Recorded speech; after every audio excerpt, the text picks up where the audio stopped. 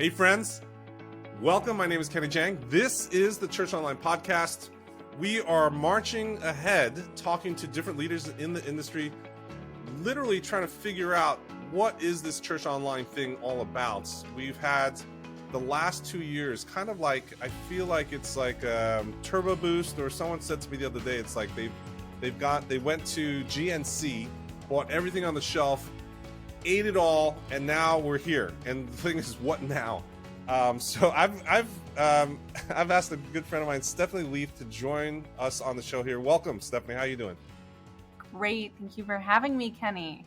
And I agree. Like drinking from a fire hydrant. It is absolutely something like that. Today, we're going to talk about how to design an online experience that everyone wants, basically, and that's increased engagement. That feels like the buzzword bingo game.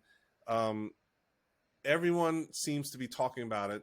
The question is, as a practitioner, and this is the one, I was not going to go here, Stephanie, but I feel like this thing might start as a rant episode. Okay, so I'm going to start off with this rant. The rant is, as a former Church Online pastor, back in the day, Church Online pastors was at the bottom rung. We were at the bottom of the food chain, Stephanie. This is how it used to be. It used to be like you have the senior pastor, associate pastor, all the way staff, et cetera. And then there's the youth minister, right? Youth pastor. Youth pastors, what do? If they have a heartbeat, they're under 25 and they eat pizza, of course they'll get paid in pizza, right? Let's just hire them. And then there's below that is the Church Online pastor, right? It's like today, right? After the pandemic, et cetera, we've been catapulted up. Everyone who's in the digital ministry space, I say this is revenge of the nerds. Have you been feeling that, Stephanie? Absolutely. I just talked with a church yesterday, and the most powerful person on the call is the church production guy and the online pastor, because the fate of their online live streams, of everything that now revolves on a Sunday morning, is in their hands. So absolutely. A lot of power. So here's my rant part, though, is you now have everyone coming out of the woods. It's like this whole cottage industry that has happened, that there are leaders out there prescribing and making all these claims and trying to teach about digital ministry, online engagement, who, quite frankly, have never gone to a church online service. They might have gone to their live stream. And I've had this epic discussion battles with some other former friends in the space where it's like, you're not the church of Netflix. It does not mean just on demand means it's church online. That's not what church online means. But right, the book that we go by, our instruction manual says where two are gathered, not one on a play button. And so online experiences means there needs to be some community, some interaction. How do you do that? So today we're going to talk about how to design an online experience with increased engagement. And this is like why I want you here, because you are a real practitioner and also a technologist. And you really are someone that has been, I think, of all the people out there in this universe right now, I don't know that many people that have like full time, you wake up, you sleep, think about how in the world do we get more people engaged in this virtually mediated channel of online video, online meetings, etc. So yeah, I appreciate you taking the time. I know you're very busy over there at Altar. Why don't you just first set the stage, tell a little people, give us the elevator pitch of, who you are, what you're doing over at the venture that you're with right now. Absolutely. Well, those are kind words. So yeah, I'm Stephanie Leathe. I am CEO and founder of Altar Live. Altar is an online video conference and live stream platform designed to create more engagement in your online church services. So we are very much born out of the pandemic, answering that exact question that Kenny just talked about. Is we've all gone online, but if your church is specifically leaning into live services, and meaning different than on-demand content, podcasts, videos, flooding the algorithms of social media, which has its place and is good. But if you're trying to create a live, energetic, engaged experience around a specific event, whether that's your Sunday service, a midweek event, you name it, Altar is a tool to do that. And we've really tried to master the science of engagement. Nice. Now, when I asked you on today, I gave you a challenge and you rose to the challenge. But let me just set it up for the people here listening, because I think this is like, oh, the pressure's on Stephanie here. I want everyone to keep her accountable here. But basically, we know that, right? people who watch your church sermon online 2 weeks Yeah. ago, they only remember like 20% of what they saw, right? And then like, if you happen to just use, I don't know, images or videos in the sermons, etc., I think it goes up, right? Do you know what the retention rate is if you start to use multimedia? Yeah, around 30 to 40% if you're keeping it interesting. It's more than just a camera pointed at a person, but you've really thought a little bit more about the production. Yeah. Right. So there are people now, it's not just oh, we'll put a camera in the back of the room and just record what's going in the room. There's some thought into, oh, we actually have an audience online. We're going to talk to the audience, not just to the people. And so you start to increase that retention rate, this is great from a preacher's point of view, from discipleship point of view. But what's interesting to me that I've heard recently, you talk about in your work, is that you're saying that there's one thing that will not only increase the retention of the sermon to as high as, I don't know, like I think you said something like 80 or 90%, but also the likely that the people are going to put what they learned or heard into practice. Right? And so is that the claim? I want to set this baseline before we go in. You're right, and you can hold me to that. This is a stat that I care deeply about. And so is this conjecture? Is this like academic research? Now, you are located in Boston where there's like, 100 colleges within you. Is this a professor's research paper that you are working on, or is this based on reality here? It's a great question. So my background actually before Alter has been in education. Yeah. So educational learning theories is something I've spent a lot of time reading, studying, and putting into practice. And now I work in the tech world. I've built a mobile and web app product, Alter Live, and still do product management. So if you combine those things together and then you mix in churches, you have a very interesting perspective. So absolutely. I mean, if we think about a church service, any opportunity where you are providing content to people, and that content could be a sermon, it could be a Bible study, it could be a panel conversation with the pastoral staff. You are trying to teach people something. You're trying to reach a learning outcome. Learning outcomes, as you guys know, in educational environments, nobody wants to go to a classroom where you get talked at all day long. In classrooms, the way we get to that 80 to 90% retention rate, memory retention, and the actual ability to take information and make, to transform it into personal ownership and doing, is the ability to actually respond and talk to what you've just heard. So if we now translate that same learning that we've seen, and we see that work in online events as well, when an online event, especially an online church service, actually provides people the opportunity to talk back, whether that be in the chat, whether that be afterwards in a small group discussion, whether that be in Alter Live, we have things like video conference rows and tables in a lobby where you can really seamlessly bring those spaces on screen for people to actually jump in and have live conversation. You see your engagement numbers increase dramatically. This is really easy, for any of you out there who are Reddit users, Facebook group users, this is the magic of groups. This is a space where your voice is heard. People love to hear their own voice from a selfish perspective, but also because that's how, as humans, we learn.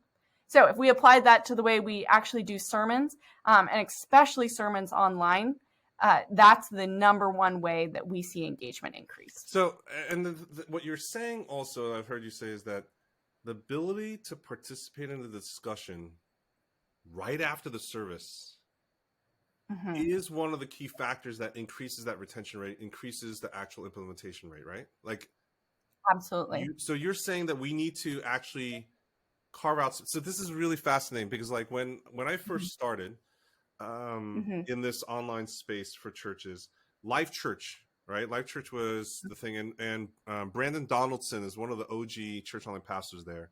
And one of the reasons I was drawn into Life Church and consistently went there was because after the service, they went behind scenes, and it was him and one other pastor on a tabletop, and they were taking live questions. And I Yes. knew every single week I can actually chat at Brandon and have a conversation with the pastor. And I would, it's, to me back then, what I used to say was, oh, it's almost like a supercharged radio program. I don't know about you.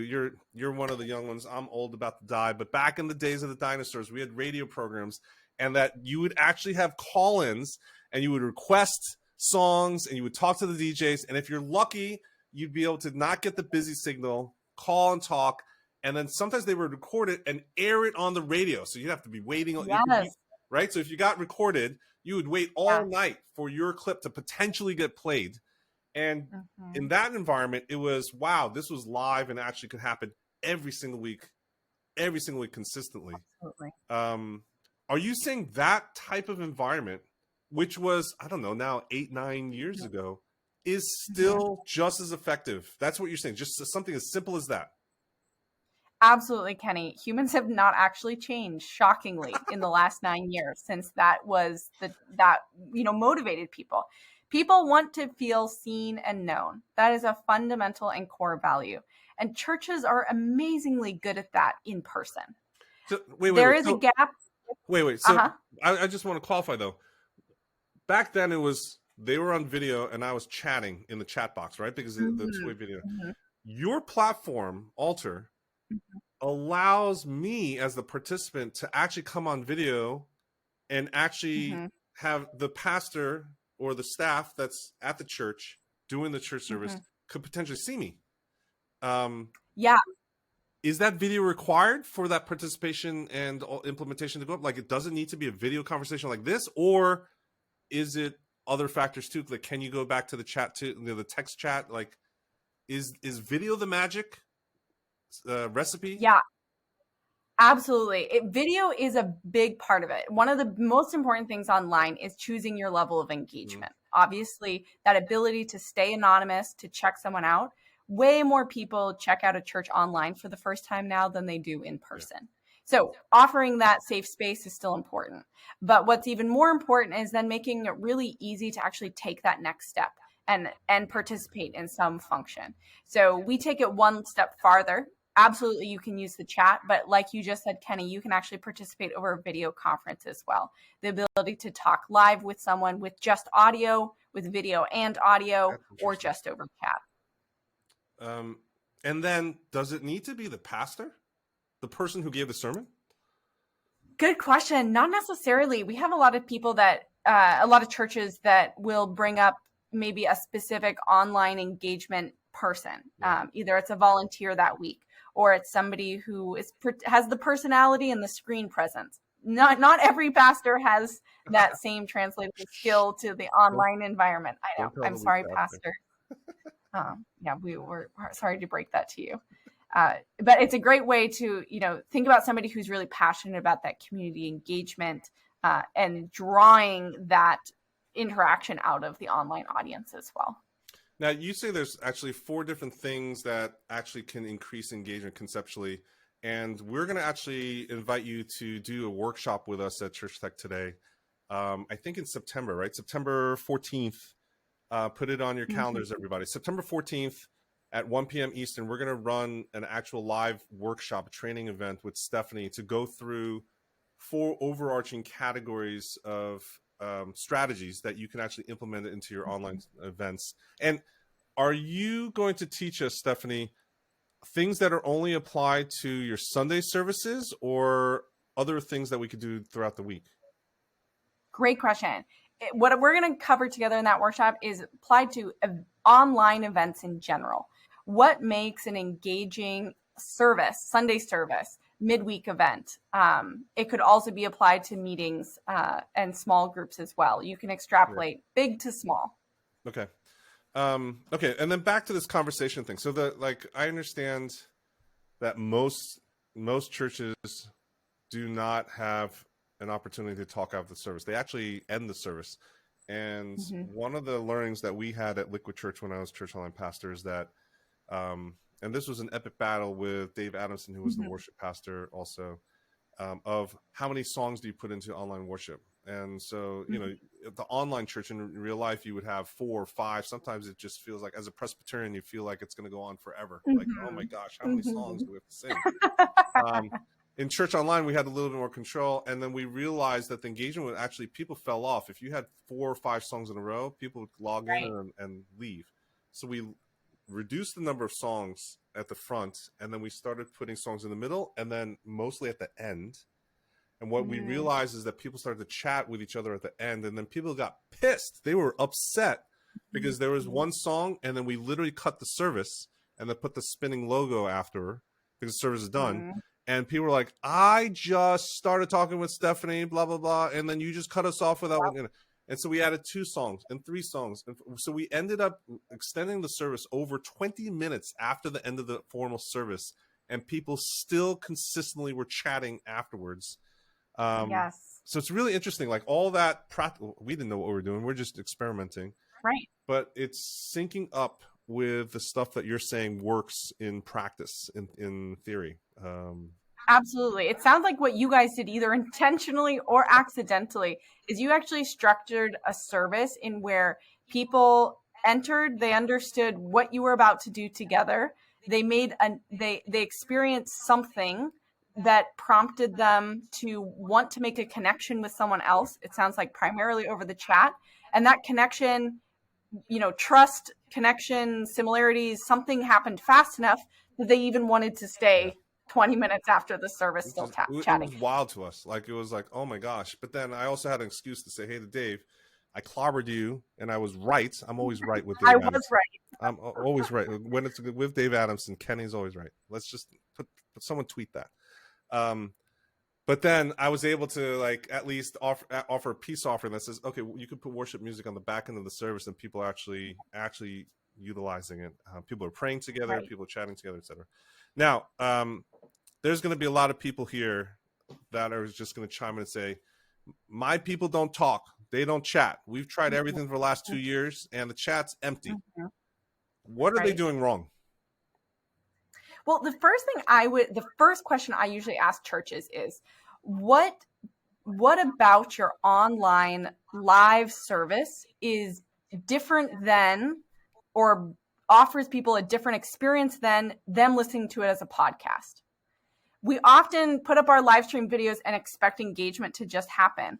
But most people, if you haven't actually changed anything about the structure, and I'm not just talking about adding a few chat hosts or maybe, you know, shortening it here or there a little bit, but you've actually, I'm getting 2 thumbs up from Kenny, but you've actually thought about, you know, what are we doing together that cannot be achieved by everyone just listening to a podcast on their own? Absolutely.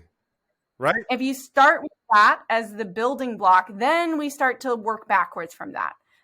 And that's where we start to unpack, okay, what is it that we are trying, you know, that's where the stickiness comes in. Because if you've really nailed that part of it, people want to come back each week specifically to a live event to participate because there was a reason for them to participate.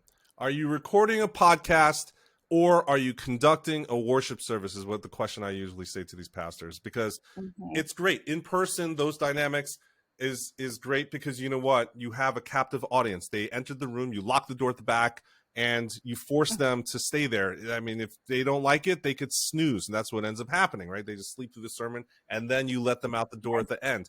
You can't do that online, and so that is, even though it's the same thing, it's not the same online, and at the end of the day, that's my question. Are you recording a podcast or actually conducting a worship service online? And I think that's the thing. Now, can you give maybe one practical tip in terms of that? Because again, people are lost. They literally are dying for that engagement. The intention is there, motivation is there, and they're trying different things, right? We have good people in our community, but again, I think this thing is elusive. What's one other thing that they could do to actually get that conversation going, either during or after the service? I think you've probably heard this term a lot, but the ability to connect with a felt need at the very top of the service, something that will guide people through and give people an opportunity that they want to share about, that they want to hear from other people about, and they want to actually be in conversation with others about. Again, people want to talk about themselves. They want to talk about their own life, how this applies to them, and they want to learn from other people if it's a topic that they feel passionately about. So can you can you just give one practical example using your platform, right? Because you've built your platform from ground up. That's engagement centered. I think this is the one thing. Like, people use all these other platforms, and they weren't built with engagement in mind. They were built with one-way broadcast in mind. I think that's the big difference. So can you give us a best case scenario or just one example of that in the Altar universe, like in your platform? How would you do that? Yeah, absolutely. So I'll say at the basic level, some of the things that you do in Altar is you set up your environment so that when people walk in, there's immediately ways that they can have their voice heard. The first is through things like chat. We're all really familiar with that. Announcements, the ability to actually respond to things. Polls, the ability to see how your response compares to a group of people together that might spark conversation. So you have live response on the polls? Like, I can vote and it's not like it just goes into thin air. No, live response. So you can actually see, what do other people think about this same topic? And then the ability to, what we do is we call matchmaking. This is the ability to actually put people in rows together where you might have something in common, where you can actually make a connection with someone else. Now, that's obviously not everybody wants to opt into that. Again, choosing your level of engagement. How comfortable are you to be able to have that kind of live conversation? If that sounds like something that is really you're thinking to yourself right now, my people would never do that because, like Kenny said, they're barely chatting in the chat. I 100% bet you that it's not that they don't know how to use chat or they don't want to use chat. It's that they have nothing to talk about right now. What is it that they would, what would they share currently? So what we will do in our workshop is really dig deeper into what's that felt need, where can we scratch an itch that people actually, I'm looking forward to showing up because I want to talk about this. I want to learn about this. I want to hear from other people about this. Now, one of the features, if people have not actually checked out Altar, is that you actually can sit in rows within the room. And I can watch the stream of the video at the front of the room, right? It's kind of like it's a is 2D VR the right way to say this? I actually just somebody the other day described that to me as 2D VR. You don't have a moving body around the platform, but you can move yourself around. It's VR without the dizziness, VR without VR without looking like a nerd in the room. Yes. But anyway, so you sit in a row, which I find this feature fascinating, that you can actually watch the screen and you have that up there. So you're literally, the preacher's there. But then the immediate people in my row on the sidebar, my video circle pops up, and then I can actually talk with those people as if, just like in real life, like I can actually whisper and talk with you during the sermon, which is good and bad, because sometimes in church you're just, you're talking about, shopping lists and other things that you have to do outside of church. But you're saying that that's the type of thing in that matchmaking type of activity you're talking about. It's like, hey, put people in the same row that have different felt needs or affinities or friends or et cetera. Absolutely. During the rows, you're spot on, Kenny, that during the service, you can sit in those rows. After the service, you can actually move people into a lobby. So recapturing those 10 minutes that after the service that are so important for so many people that happen in the hallway, we're trying to recapture that online in some creative ways. So yes, you can also keep people around afterwards. And people's behavior during services is, we've been trained for 2,000 years not to talk during church. So it's, that is actually not where we usually see the most engagement in terms of those rows. It's after the service that you really make those video conference connections. But again, depends on how you've structured your service. We have a church that hosts Sunday night, they call them town halls, where it's their Sunday service chopped up but then turns into a panel discussion, and they pause it and they'll like put questions on screen, and they have about 60% of online attendees take seats in those types of events because they're intentionally showing up knowing that this is a panel discussion style service. And when do they hold it? This is not on Sundays. Sunday evenings. So it's basically their online church service. Wow. And they specifically designed it to be very much seeker friendly, new to church friendly. So they run Facebook ads in their local community. They live near a college, and they'll go through different topics. So the most recent one they just did was faith and science. Are they at odds with each other? And they even have some worship segments in. They're playing around with different formats, but their engagement levels are so high on that because people are showing up knowing that their voice is going to be heard, and they have an easy tool to actually have those conversations. Wow, that's really fascinating. Stephanie, so September 14th, you're going to come back and actually teach us how to do a lot of these things. I think one of the things is countless studies like have shown that people learn from immersive experiences. That's not new, right? But, and I guess this is not hopefully this is not an epiphany, but most church online services are far from being immersive, right? Like at least in today's modes, in today's with a timestamp of, July, August 2022, most church online services have a far way to go in terms of potential. And so the hope is for everybody is that in this workshop, we're going to help you design an online service that actually increases the number of returning visitors. I say you need a repeat visitor machine, not a first-time guest machine. If you just have this revolving door, that's not good enough. We have to look at the second-time visitors, not the first-time visitors. And then you want to deepen the quality of engagement. And we want to actually, I guess in this workshop, figure out how to show people who is actually attending the church online services, right? And so I think there's 3 objectives that we've actually talked through and challenged you to come to the table with in terms of learning objectives. I think everyone on September 14th is going to figure out like how to understand the difference between broadcast and engagement models, right? There's not just one model of each, and I think you need to think through that. So I think that's setting the table. Number 2 is redesigning elements of your church online service to increase intention, right? So I think, are you going to go through more than one way? Like, is there just one mode of like the optimal, or is there more than one? Is it flexible? How are you? Good question. We usually go through 4 main buckets, 4 main ingredients to an engaging online church service. And I won't spoil it now, but there are perfect. 4. And then the thing that I required and I challenge you is like, oh, you got to help our people. It's not one of those sit and soak and everyone disappears. Rah, rah, they go back to work and they don't know how. So you're going to help us with some templates and tools, right? So people can actually, for their own online hosting team, right? So sometimes the preaching pastor, the senior pastor shouldn't be the one who's actually hosting online engagement. But then what do you do? So we need some templates, some tools to equip that online hosting team that are really proven, right? That actually deepen engagement, not just like some fancy scripts. Again, this isn't YouTube. This isn't just like one-way broadcast. How do we actually do this newfangled thing called engagements? So hopefully we're going to go through all of that on September 14th, right? Yeah.